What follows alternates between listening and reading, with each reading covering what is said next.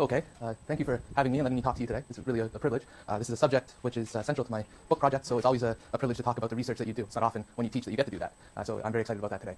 Today we're going to talk about a lecture which Professor Vernon has titled Learning to Do Democracy, and the lecture is about exactly what it sounds like, the process by which the British polity and the British political culture became accustomed to what we would recognize as a modern democratic political community. So that's what the purpose is. The purpose is to explain the birth of modern democratic politics in the British context. Because as we'll see, as I hope to show you and convince you, over the course of the 19th century, certainly by the 1880s, and if you're a little bit skeptical, then certainly by 1918, Britain resembles what we understand to be a modern democratic political community, both at the constitutional level, that is, in terms of who's allowed to vote and who's not, and at the cultural level, in terms of the meanings that are ascribed to politics and language. The way we're going to do this, the methodology or the method, is really twofold. We're going to focus on changes to the relations of power which, and technologies of power, which united the constituency and the House of Commons, which is the elected body of the British Parliament, at both the constitutional level, that is to say the legislative level, the level of legal reform, and at the level of constitution or political practice and political language. Now, when I say the British polity and constitutional structure and so on, really what I mean is the House of Commons. Because as you likely already know, the British Parliament is divided between two houses, the House of Commons, which is an elected house, and the House of Lords, which is an unelected house. It's the revising chamber of the British Parliament, and it's populated by a bunch of aristocratic gentlemen who are there not by any democratic right, but are there because at some point in history, their father or their father's father or themselves or themselves was given a title which entitled them to sit in the House of Lords. Also, another point of clarification before we start, that's rather important. Just as Parliament is divided between the House of Commons and the House of Lords, British constituencies are divided between counties, what are called counties, that's a rural constituency, and boroughs. And the reason this is important to know, even though it sounds banal at the beginning, the legislative reforms which restructure voting qualifications over the 19th century are very different for most of the 19th century for counties and for boroughs. Boroughs are modernized and rationalized much faster and standardized much faster than our counties, not only in England and Wales, but also in Scotland and Ireland as well. Okay? So these are some essential points. If you don't take anything else away from the lecture, these are what you should take away. Britain's democratic development was a complex, this is how I want you to think of it, as a complex realignment of the relations and technologies of power, which united the constituency and the nation at large with their representative in the House of Commons and the House of Commons as a corporate body. It was not a straightforward transition from an antiquated and undemocratic system. Indeed, as we will see, many of the what we would see as undemocratic forms in the unreformed system, in fact, had their own rationality and their own democratic elements. It was not a process of democratization, which is to say, it was not a conscious process. The members of Parliament who drafted, revised, and enacted the bills which revised the constituency map and the voting qualifications were not typically Democrats. Often, the legislation was intended to be exclusionary, especially of certain people who were deemed unfit by gender or by age or by class. And it was not an even and progressive history, which is to say the legislation which we see as democratic and the reforms in practice and culture that we see as democratic, often when looked at more carefully, were involved in the stripping away of a pre-existing democratic, though informal, democratic culture. And this is what caused one very preeminent historian to write in his first book, at the founding moment of English liberty and democracy, it was the closure of democratic political forms that was most evident. So I want you to think about this quote when we talk about British democratic development. Does that make sense so far? Oh, yes, yeah. So before we move on to the processes, accidents, developments by which Britain became what we see as democratic, it would, I think, be valuable to go over what the unreformed system looked like. Okay? No problem. The unreformed system. And I want to do this at three levels. First, by talking about what elections look like in the unreformed system. Second, by talking about what constituencies and voting qualifications look like in the unreformed system. And third, by talking about what the House of Commons looked like in the unreformed system. So we'll start with elections. This is we're going to do this through a series of paintings that were done by William Hogarth between 1755 and 1758, and they're done to represent a specific election in an English borough in 1755. So we'll start with the first painting. It's the four-painting series. This is entitled An Election Entertainment. And what's represented here are a series of what we would see as corrupt practices, but practices which were prevalent and customary in English, or I should say British elections before 1854, and actually continued. They just became criminalized in 1854. They continued long past that. There are two that are represented here that are most important. The first is treating. That's the general theme of this painting. Treating is the practice used by candidates at an election to sort of shore up support. And what it was basically buying usually meat or alcohol for potential supporters on the implied bargain that by buying them these gifts, they will vote for you. Sort of a form of bribery, but in the early 19th century, it was seen as much more venial than bribery. Bribery was seen as something that was actually a little bit more problematic. Bribery is also represented in this painting. If you look here in the far corner, you'll see a party agent attempting to bribe a man who's standing in the pose of a saint, implying that he's rejecting the bribe, while his wife, represented here, is yelling at him to take the bribe, and his son, who I can't see at the moment, but is somewhere around here, is pointing down at his feet, indicating that his feet are coming through his shoes, and Dad, you should take a bribe because I need new shoes, this sort of thing. So there's bribery as well.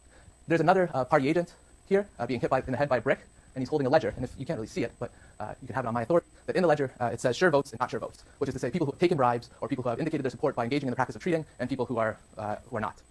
Overall, the painting represents something that is violent, that we would see now as corrupt, and generally undemocratic. It does have, however, its own rationality and its own sort of democratic elements. This was a socially equalizing experience for the candidate. The candidate didn't want to spend his money on constituency. He would rather keep it for himself, but this was necessary in an election to shore up support. And it was demanded by the electorate. This was not something that was used simply to manipulate the electorate. It's something that the electorate demanded. And the electorate often took advantage of the candidate. Here's the candidate here having his ring stolen by a little girl and having to nuzzle up with a rather unattractive character.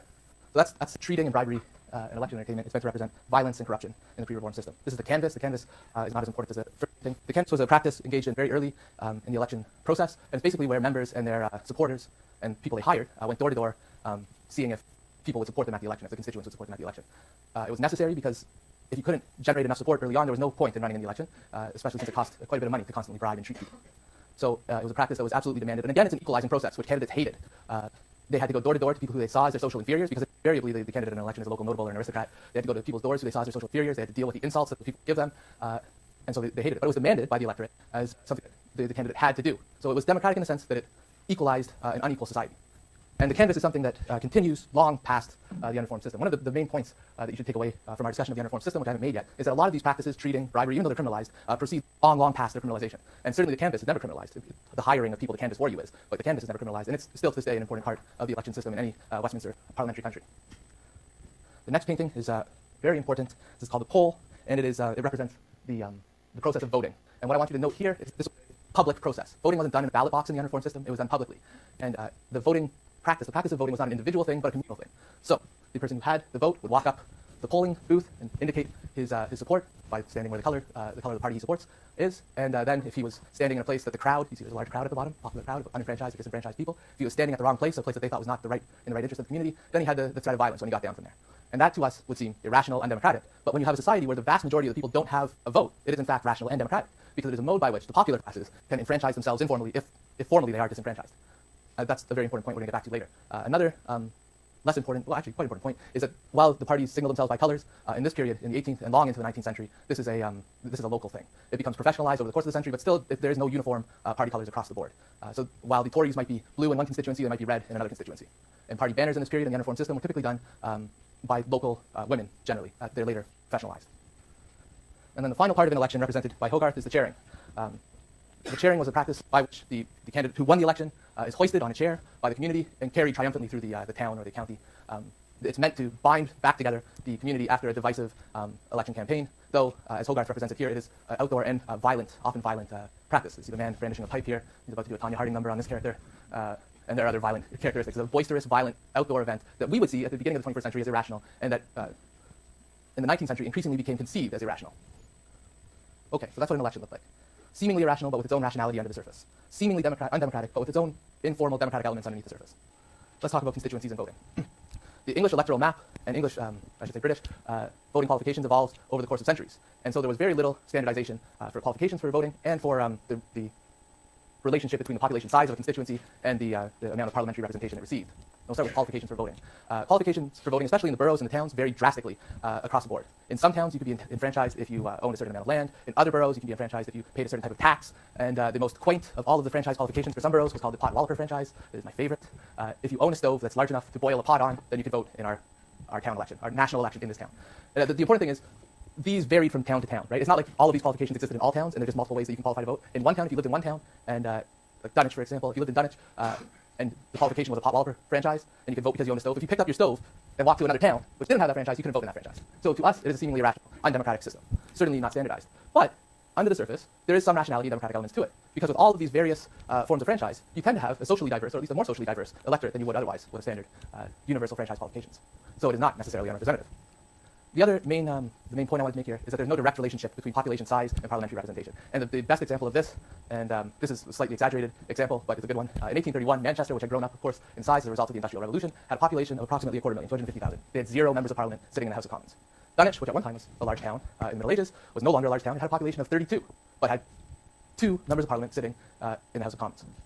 A rather bizarre thing. And I can't actually say that there's anything democratic underlying that. But okay, and what did the House of Commons look like is the next question. The next thing I want to provide you with in terms about what the uniform system was like. First, it's important to recognize that it was dominated by the aristocracy, and remained dominated by the aristocracy for the vast majority of the 19th century. It was also understood, not Parliament, that's to say, as a legislative machine, something that should reproduce the national will in form of legislation. That's not what its purpose was, really. Its purpose was, which is to say, provided a place representative and air grievances, hope that those grievances could be rectified. Legislation do this before branch of the government couldn't get money. Individual local representatives air the grievances of their constituency in Parliament.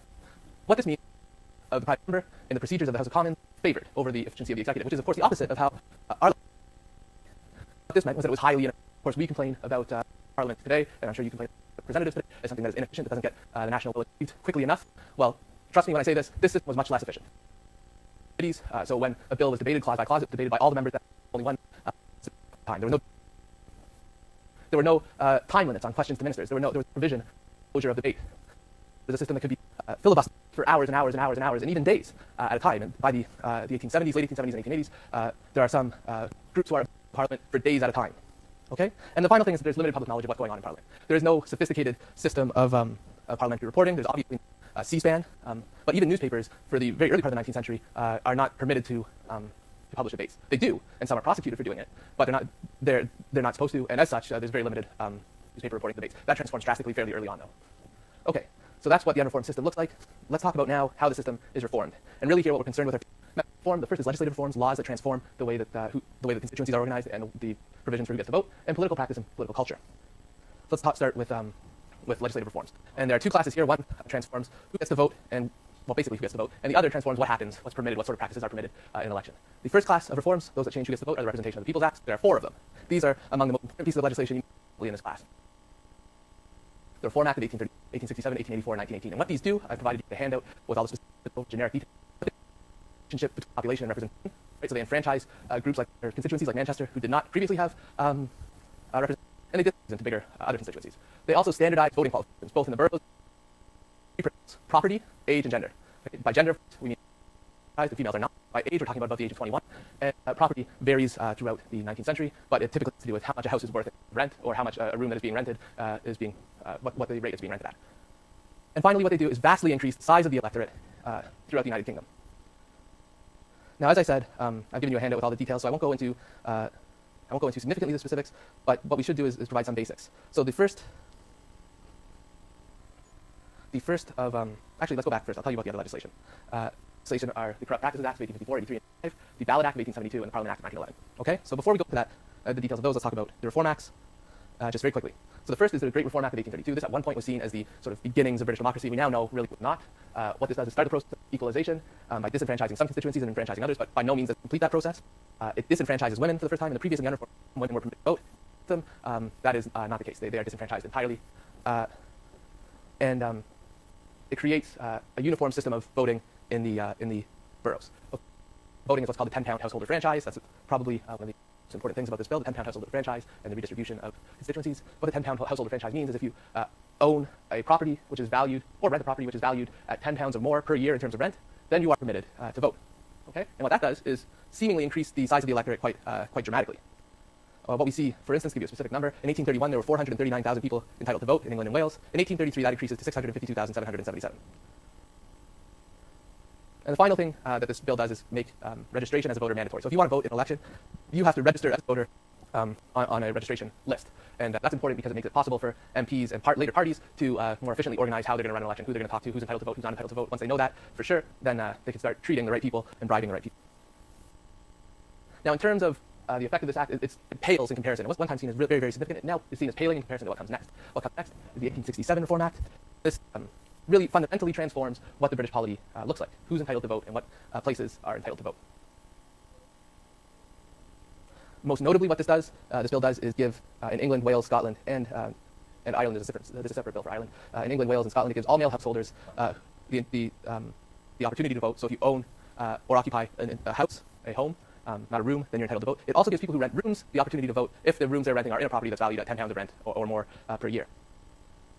The property qualifications are also lowered in the counties, but not anywhere near as significantly. And so what this does, and it also, the process of equalization, so that by 1868, there's a much more significant relationship between population and parliamentary representation.